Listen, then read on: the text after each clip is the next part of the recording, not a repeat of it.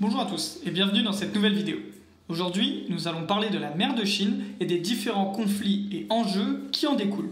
Il est important de préciser que dans cette vidéo, nous n'allons que très peu parler de l'île de Taïwan. Ainsi, je vous invite à regarder la vidéo dédiée à ce sujet pour tout comprendre.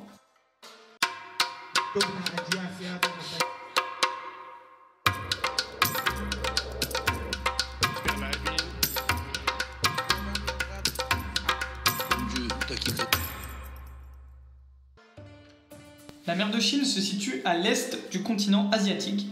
Dans cette vidéo, nous allons parler uniquement de la mer de Chine méridionale au sud de la Chine. Pourquoi cette mer est-elle autant convoitée? La réponse est très simple. Comme nous l'avons vu dans la vidéo précédente sur les nouvelles routes maritimes mondiales, 40% des bateaux de marchandises dans le monde passent par cette mer. Celui qui contrôle une partie de cette mer contrôle donc une partie des flux de marchandises mondiales en appliquant des droits de passage. Il y a aussi de nombreuses ressources à exploiter dans cette mer, environ 140 trillions de mètres cubes de gaz et 7,5 milliards de barils de pétrole brut.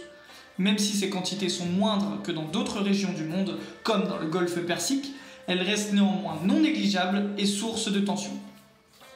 Ici, pour tout comprendre, nous allons expliquer ce qu'est une ZEE, zone économique exclusive. C'est une bande de mer sur laquelle un État riverain, parfois plusieurs États, dispose de l'exclusivité de l'exploitation des ressources et des droits de passage. Une ZEE s'étend à 200 miles, soit environ 370 km, à partir de la côte du pays. Pour résumer, nous pouvons grossièrement dire qu'un pays détient le monopole d'exploitation des ressources d'une mer sur une distance de 370 km à partir du littoral de son pays. Selon cette règle, la Chine, qui se trouve assez loin de cette mer, ne peut exploiter qu'une petite partie de cette zone. Mais que nenni! Les dirigeants chinois ont réussi à revendiquer 80% de la mer de Chine grâce aux ZEE. Comment, me direz-vous? Grâce à plusieurs atolls d'îles qui appartiennent à la Chine. On peut notamment ici parler de Taïwan, qui permet à la Chine d'étendre sa ZEE. C'est en partie pour cette raison que la Chine refuse catégoriquement l'indépendance de Taïwan. Le projet de la muraille de sable créé par la Chine permet de créer artificiellement des îles en plein milieu de la mer de Chine. Ces îlots artificiels permettent d'installer des bases militaires pour faire pression sur les pays voisins et d'étendre encore une fois les ZEE du pays et donc d'augmenter leur zone d'exploitation en mer de Chine. C'est grâce à ce projet de la muraille de sable que la Chine peut se permettre de revendiquer les 80% dans la mer de Chine. Ici, nous allons parler des îles Spratly et Paracel qui sont aussi au cœur de nombreuses tensions. Ces îles, qui appartenaient aux pays voisins, notamment au Vietnam et aux Philippines, sont toutes revendiquées par la Chine, qui exerce une pression militaire forte pour contrôler ces îlots. La tension monte avec les autres pays voisins, qui jugent notamment les méthodes de Xi Jinping trop agressives et menaçantes. Mais ici, deux pays s'opposent véritablement à la Chine, il s'agit du Japon et des États-Unis. Pour les États-Unis, nous avons déjà vu que les tensions se passaient sur l'île de Taïwan. Mais les États-Unis envoient depuis peu des bateaux militaires américains en mer de Chine. Deux raisons à cela. Tout d'abord, les États-Unis veulent montrer à la Chine qu'ils sont prêts à les attaquer à n'importe quel moment si des conflits plus graves venaient à éclater. De plus, les Américains veulent qu'une partie de la mer de Chine soit référencée en tant qu'eau internationale. Cela signifie qu'il n'y aurait plus de monopole et que chaque État serait libre de passage et d'exploitation des ressources comme bon lui semble.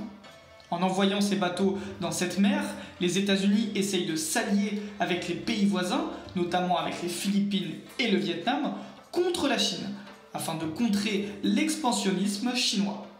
Le Japon, quant à lui, rival historique de la Chine, surtout lors de la Seconde Guerre mondiale, s'oppose également à la Chine.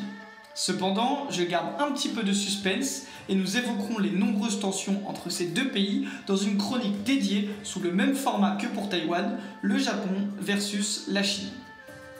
Dans cette mer riche en ressources et qui laisse passer 40% des marchandises mondiales, nous pouvons voir que les puissances sont prêtes à tout pour contrôler cette zone. Cependant, au vu de la rivalité entre les États-Unis et la Chine, il suffirait d'une seule petite étincelle pour déclencher un incendie meurtrier dans cette région. Avant de vous quitter, je voudrais vous remercier pour vos nombreux commentaires. J'en profite aussi pour mettre en avant un commentaire très constructif que j'ai reçu et qui est directement en lien avec cette vidéo.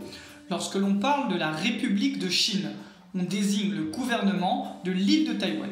Mais lorsque l'on parle de la République populaire de Chine, on désigne le Parti communiste chinois qui a pris le pouvoir à l'ONU en 1971 et qui exerce son pouvoir sauf à Taïwan. C'est une rectification qui me semblait importante de faire par rapport à la vidéo sur Taïwan où je parlais à tort de la République de Chine. Merci à tous d'avoir suivi cette vidéo. Comme vous avez pu le remarquer pour toutes les nouvelles vidéos qui sortent sur ma chaîne, j'essaye de faire un lien avec d'anciennes vidéos. Cela me permet de me concentrer sur un seul sujet et de ne pas trop surcharger les vidéos avec des informations. Nous, on se dit à dans 2 semaines pour une prochaine vidéo. À la prochaine, à plus!